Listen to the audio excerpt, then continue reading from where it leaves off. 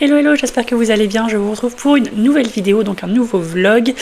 Et comme j'ai pas vraiment de thématique, je vais juste l'appeler le vlog où je finis mes lectures en cours, parce que exceptionnellement j'en ai 3 et il y a peut-être une 4e lecture qui va arriver, ce qui ne m'arrive jamais. Comme je vous dis, souvent j'ai une lecture audio et une lecture papier, ou une lecture papier, une lecture numérique, enfin voilà, en fonction de mes déplacements, en fonction de ce que je fais, etc.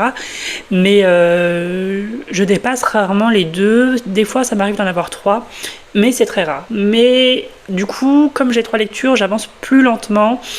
Et voilà, donc on va faire une vidéo un peu où je finis mes lectures en cours. Je vais vous présenter ça tout de suite. Donc la première, c'est la première que j'ai commencé, je crois, c'est La Cité des Miracles de Robert Jackson Bennett, donc le tome 3 des Cités Divines chez Albin Michel Imaginaire, donc c'est un service presse. Je suis en train de lire en lecture commune avec Mélanie de la chaîne Melon Books. On avait lu le tome 2 en LC. Et on avait adoré le tome 2, moi j'avais adoré déjà le tome 1, le tome 2, moi j'ai mis 5 étoiles. Et donc là je l'ai commencé. Et c'est là qu'il y a des travaux, donc il va y avoir un peu de bruit je pense derrière. Et du coup ma chienne dehors aboie sur les personnes qui font les travaux. Donc c'est chouette. Du coup là, donc dans le premier tome on suivait Chara qui... en fait ça partait sur une sorte de meurtre, et Chara du coup elle est enquêtée sur la mort de son mentor, son ancien professeur, je sais plus trop. Et donc on vit dans un monde où, je vais peut-être pas vous faire l'affront de vous refaire le résumé, mais vous avez des colons et des colonisés, voilà, tout simplement. Et donc les colonisés sont, enfin les consonances sont d'inspiration russe, je dirais, et les colons du coup d'inspiration plutôt indienne, au niveau en tout cas des noms et de lieux ou de personnages et de culture. Et donc là, donc dans le tome 2, on suivait Moulagesh, donc un soldat à la retraite, une générale plutôt. Et là, on suit un autre personnage. Alors, je vais peut-être pas vous en parler davantage parce que sinon, vous allez peut-être vous spoiler. Mais on suit un personnage du coup qu'on a rencontré dans le premier tome, qu'on voit aussi dans le second tome. Mais en fait, chaque tome focus sur un personnage, même si l'histoire suit son cours hein, et que c'est dans l'ordre chronologique, on suit un personnage différent. Donc je peux pas vous en dire davantage, mais donc ça s'appelle les cités divines. Pourquoi? Parce qu'avant les dieux habitaient sur Terre. Ils ont créé des bâtiments, enfin des lieux et des constructions, enfin voilà. Et à partir du moment où ils ont disparu, tout tombe en ruine et du coup c'est plus que des légendes. Et forcément, dans le premier tome, on va s'apercevoir que ce ne sont pas que des légendes et qu'ils ne sont pas vraiment partie, en tout cas pas tous, et qu'il va y avoir des choses assez surnaturelles qui vont arriver, et en parallèle du coup de l'enquête du premier tome, parce que dans le deuxième et le troisième tome, c'est une autre intrigue. Bien qu'il y ait toujours un fil rouge. Et voilà, j'ai lu 20%. D'une traite, alors de base, donc on lit en lecture commune, donc je suis pas censée lire d'un coup, mais j'avoue que là j'ai pas pu m'arrêter, et en fait j'ai lu que 4 chapitres pour 115 pages, mais en fait les chapitres sont extrêmement longs. Donc en fait je me suis dit bon je vais lire quelques chapitres, mais en fait au bout du 4e chapitre je me suis rendu compte que j'étais déjà à la page 115 et qu'il fallait que je m'arrête pour pouvoir en parler avec Mélanie, voilà. Et déjà je trouve qu'en 4 chapitres, et je crois qu'il y a un prologue, 4 chapitres, il se passe énormément de choses et il y a beaucoup d'interrogations qui arrivent, de nouveaux personnages. Voilà, Robert Jackson Bennett sait créer des univers hyper complexes avec des personnages construit, complexe et beaucoup d'éléments, on va dire d'éléments imaginaires en fait. Je vous en dis pas davantage parce que je trouve que tout ce qui fait l'univers est à découvrir. En tout cas, pour moi, je trouve que ça doit rester une surprise, sinon ça enlève quelque chose au moment de la découverte du roman. Voilà, dès le début, on entre directement dans l'action et on rencontre des nouveaux personnages très intrigants. Et il y a une intrigue qui est soulevée, hein, forcément. Et voilà, j'ai vraiment hâte de lire la suite. Malheureusement, je ne peux pas vous en dire davantage, c'est un tome 3. Donc ça, c'est ma première lecture en cours. Ma deuxième lecture, c'est Les braises de la guerre. Donc c'est le premier tome de la saga La guerre des cœurs égarés, de Carissa Broadbent, chez Lost Kingdom. Donc Carissa Broadbent, c'est celle qui a écrit la duologie Le serpent et les descendants de la nuit. Et donc en fait, je crois que dans cet univers, il y aura 3 duologies. Et j'ai lu du coup la première duologie et le premier tome de la deuxième duologie qui est sorti. Le troisième tome, le 4e tome, donc le deuxième tome de la seconde duologie n'est pas encore sorti. Et ça, c'est une autre saga qui avait été écrite avant, je crois, mais qui a été publiée après, en tout cas en français. Et donc c'est toujours de la romantaisie. Donc là on va suivre Tisana, qui est de base une ancienne esclave, enfin elle est esclave, et elle va par un concours de circonstances, parce que c'est quelque chose qu'elle a voulu, mais elle ne va plus être esclave, elle va s'enfuir et elle va demander à intégrer les ordres. Donc les ordres, c'est quelque chose d'assez prestigieux, et en fait c'est une organisation de magiciens ou de mages. Mais par contre, pour pouvoir intégrer l'ordre, il faut qu'elle ait une formation, donc qu'elle devienne apprentie, et elle va devenir l'apprentie de Maxentarius Farlion, donc qui est un mage de feu, mais qui, alors je sais pas s'il voue une haine, mais en tout cas il n'aime pas trop l'ordre et il n'aime pas trop ses supérieurs. Alors après il doit y avoir une histoire derrière, c'est ce qu'on dit dans le résumé, apparemment il a un passé assez sanglant, etc. Bon, je vais découvrir au fur et à mesure, mais voilà, ça c'est un peu le début de l'histoire. Et donc Tisana, du coup, forcément si elle veut, je pense que rien qu'avec le résumé, vous savez, hein, donc elle va devenir apprentie de cet homme qui certainement ne veut pas d'elle. Et parce que déjà pour intégrer l'ordre, vu que c'est un ordre de mages, elle a des pouvoirs. Vous allez découvrir lesquels. Et moi j'en suis là. J'en suis au moment où elle s'est enfuie, et j'en suis pas très loin en fait. Voilà, j'ai lu 115 pages aussi. Est-ce que c'est parce que j'ai mal lu? Ah non, bah pour tous les deux, je suis arrivée à 115. Donc, sauf que là, on est au chapitre 11. Vous voyez la différence en termes de longueur de chapitre. Et donc, elle s'est enfuie. Et là, elle vient juste de demander d'intégrer l'ordre. Et on lui dit, bah du coup, il faut qu'elle soit apprentie avant. Et on lui dit, bah ok, on va te présenter ton formateur. Voilà, j'en suis à peu près à là. Et en tout cas, pendant toute la première partie, on a son passé. Les personnages de son ancienne vie et donc sa fuite. Donc c'est pas un spoil forcément, c'est dans le résumé. Et je trouve que c'est vraiment pas mal parce que bon, donc la personne qui la détient, donc forcément c'est un homme, et en fait il se sert d'elle et en fait qui la manipule, etc. Et elle, en fait, elle est très naïve au début parce qu'en fait elle est vendue à ce monsieur très jeune par sa mère. Et en fait, du coup, sa patrie, à elle, ont certaines couleurs de peau et les cheveux d'une certaine couleur, mais elle ne l'est pas. Et du coup, il l'appelle fragmentée. Je crois que c'est ça. Si je dis pas de bêtises. Mais en tout cas, elle est pas... Enfin, elle leur ressemble pas. Donc j'imagine que comme on voit pas le père dans le début de ce tome, il n'y a que la mère qui la vend. Peut-être que le lien, c'est que le père en fait n'est pas Valtane de base, comme elle est censée le croire. Et bon, de toute façon, la romanticiste, parfois c'est assez prévisible. Hein. À partir du moment où il n'y a pas le père, c'est qu'il y a un truc. Et voilà. Moi j'aime beaucoup pour l'instant parce que c'est la jeune fille est plutôt. Alors du coup, comme elle parle pas la langue de là où elle va et là où elle va être formée. Elle bégaye, elle essaie de trouver ses mots, ses phrases ne sont pas justes, etc. Parce qu'en fait, dans le livre, c'est compliqué parce que tout est en français, mais en fait, en anglais, ça doit être pareil, mais en fait, apparemment, c'est un langage différent de là où elle était. Donc forcément, elle a appris, mais son langage n'est pas parfait. Et voilà, donc on en est là. Donc j'ai pas lu grand-chose au niveau de sa rencontre avec...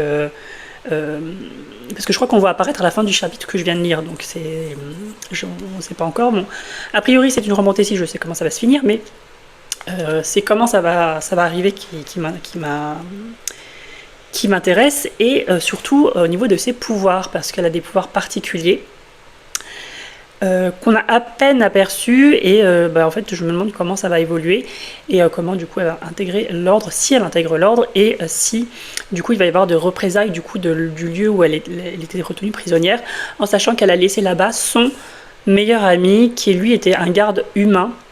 De son geôlier, quoi, et elle l'a laissé là-bas parce qu'il l'a aidé à s'enfuir, et elle, tout ce qu'elle veut, c'est en gros intégrer l'ordre pour en gros obtenir du pouvoir et aller le sauver, enfin aller le libérer. Voilà, j'en suis à là, j'en sais pas davantage. Je sais que cette saga a moins plu que le serpent et le descendant de la nuit, qui là a un thème plutôt vampire, et vampire très sanglant, et là c'est un monde avec des pouvoirs. Alors là c'est la couverture d'origine. Je crois que le relié n'a pas cette couverture et ça a fait un peu polémique. Enfin bref, il y a toujours des polémiques de toute façon. Et voilà, donc je vous dirai quand j'aurai continué, donc j'en suis pas loin non plus. Je crois que là j'en suis à 20%, et là 18%, je crois que j'avais regardé. Parce que de toute façon on est à peu près au même niveau. Et le troisième roman que j'ai commencé, c'est Porcelaine sous les ruines de Ada Vivalda chez Éditions Olympe. Donc Ada Vivalda, qui est aussi connue sous le nom de Chris Vuklicevic, qui a écrit Les derniers jours d'un monde oublié, donc chez Folio SF, et Du thé pour les fantômes, qui est dans ma palle celui-ci, mais que je compte lire du coup plutôt en automne.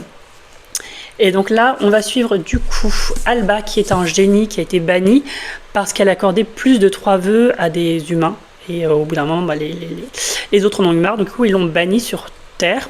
Et c'est une terre en fait particulière parce que au niveau écologie, etc., les eaux montent, donc de plus en plus les terres rétrécissent, et donc elle vit sur un archipel qu'elle a fait sienne au bout de plusieurs siècles, qu'elle a racheté, etc. Et du coup il y a des gens qui vivent avec elle depuis très longtemps, qui ne connaissent pas ses origines, mais ils savent qu'elle est particulière, parce que déjà son physique est particulier, et puis ça fait des centaines d'années qu'elle existe en fait.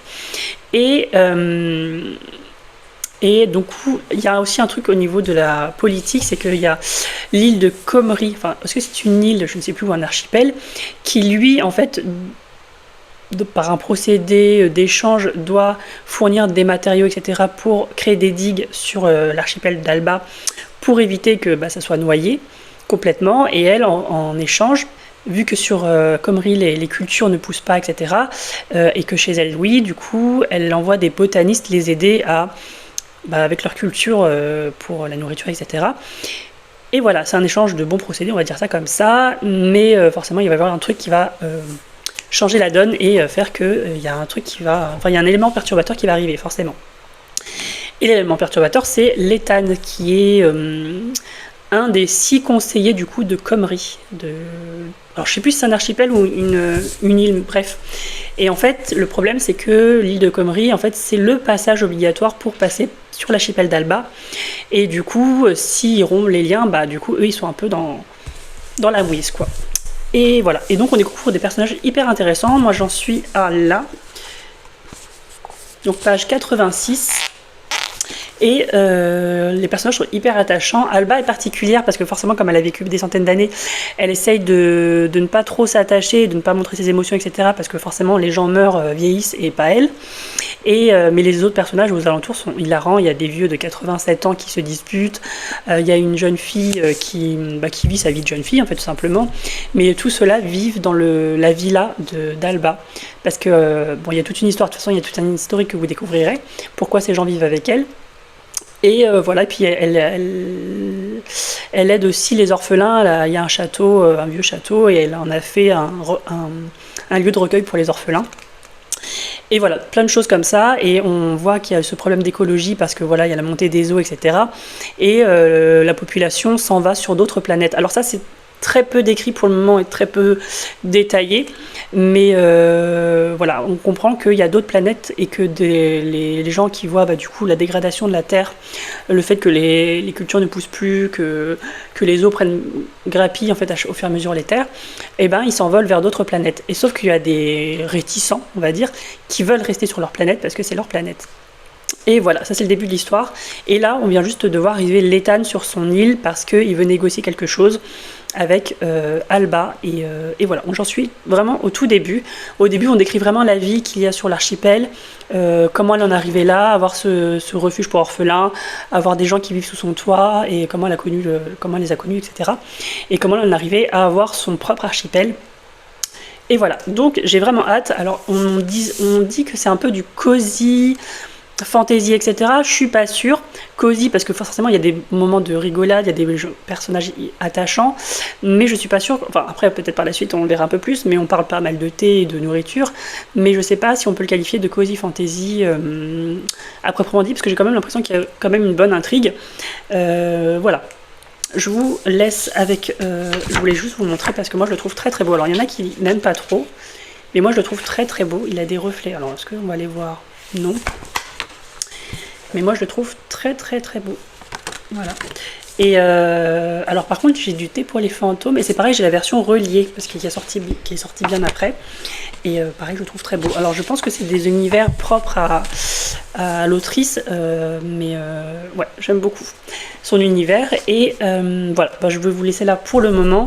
Donc du coup j'ai 3 romans en cours, qui fait beaucoup, et ça va parce que c'est vraiment des univers totalement différents, donc voilà, il n'y a pas de raison que je m'en mêle les pinceaux, mais pour le moment j'aime beaucoup les 3 débuts, ces 3 débuts de romans. Donc j'ai un one shot, un premier tome et un dernier tome de saga.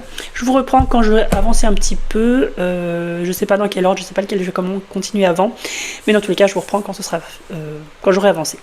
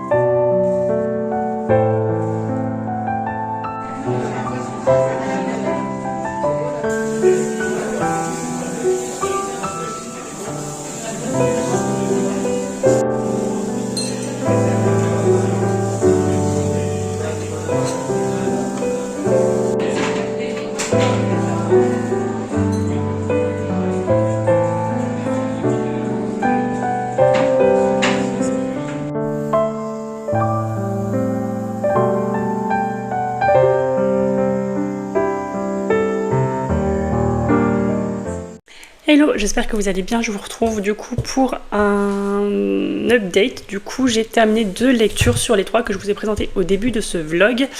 Donc j'ai terminé Les Braises de la guerre.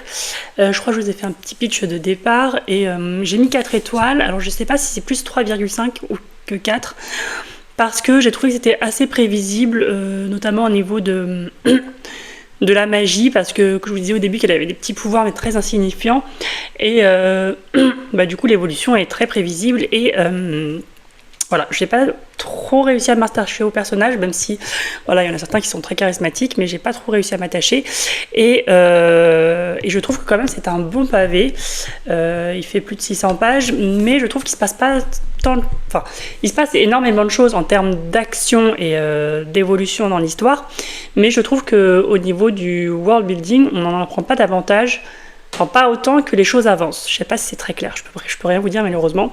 Mais voilà, je trouve que c'était assez plaisant à lire, c'était divertissant. Je lirai le tome 2 volontiers. Il me manquait juste cet attachement au personnage et quelque chose qui ferait que je trouverais ce monde incroyable. Bien sûr, j'aime beaucoup la plume toujours de Carissa Broadbent. Je trouve qu'elle a une plume très fluide et belle même, je dirais. Ça se lit très bien, c'est assez addictif par moments, mais c'est vrai qu'il y a des moments de creux aussi. Donc voilà, je ne vais pas vous en dire davantage parce que je ne peux pas vous parler de l'intrigue. Mais voilà, et le tome 2, je ne sais pas quand est-ce qu'il sort. Je ne l'ai pas vu passer, je crois. Alors 3 tomes sont sortis en VO, si je ne dis pas de bêtises, mais là j'avoue que j'ai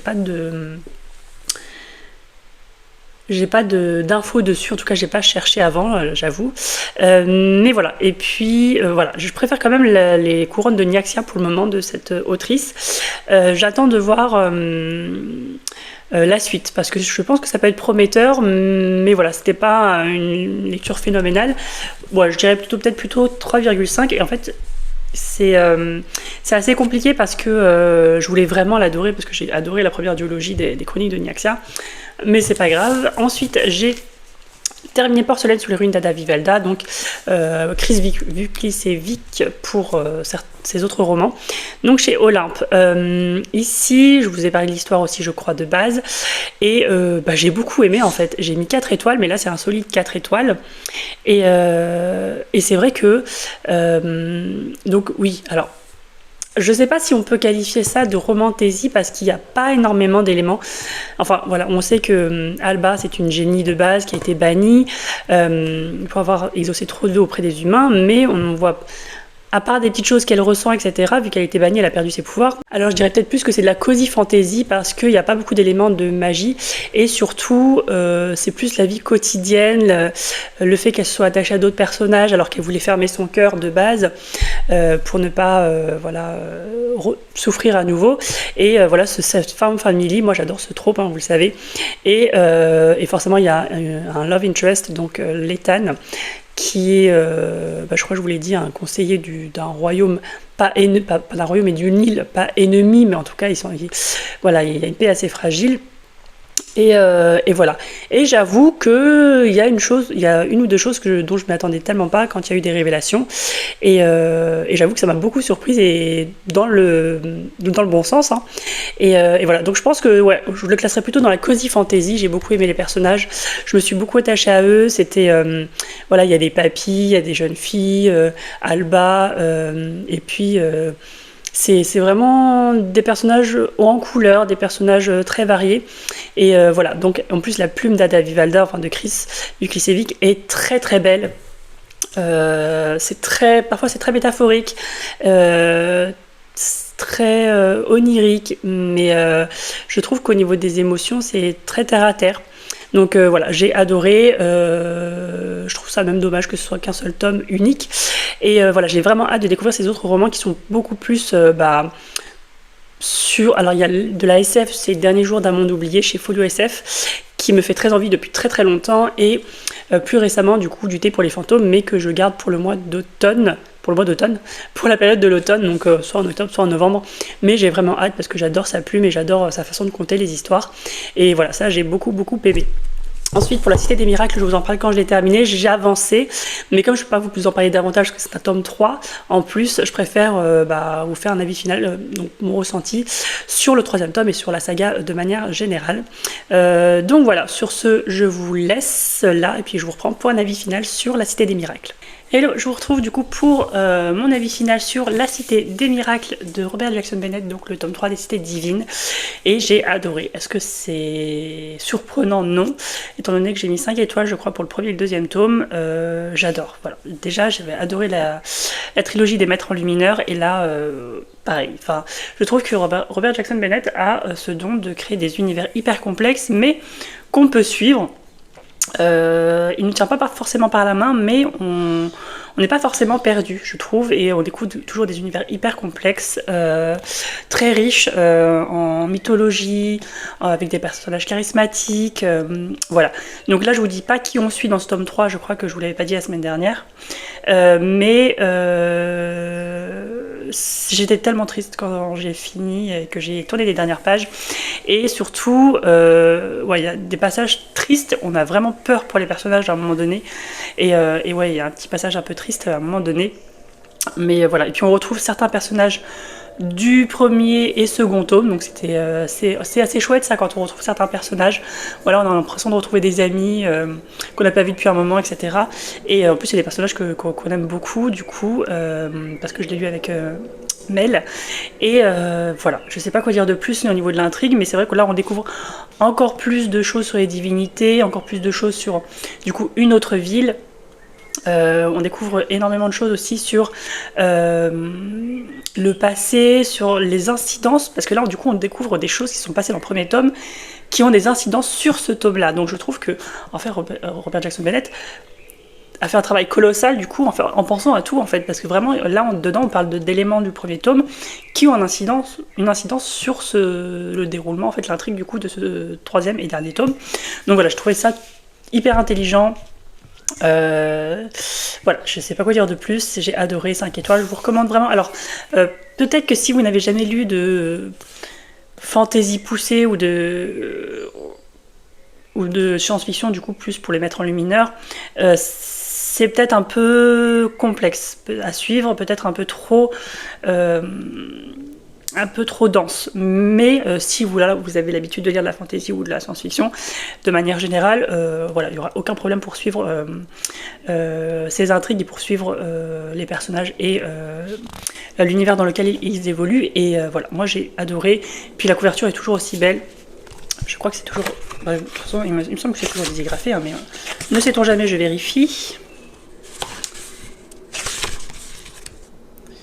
C'est marqué quelque part? Oui, c'est derrière. Dégrafé. Il fait toujours des... Ouais, c'est très très beau. Et c'est vrai qu'en fait, les couvertures, on découvre en fait la signification et les éléments qu'après avoir lu en fait. Parce que c'est vrai que quand j'ai vu cette couverture, ça me parlait pas trop. Mais c'est vrai qu'au fur et à mesure, on découvre, et ouais, j'aime trop. En ce moment, je me tâte à lire du coup d'autres romans de Robert Jackson Bennett. Donc comme je vous disais, soit...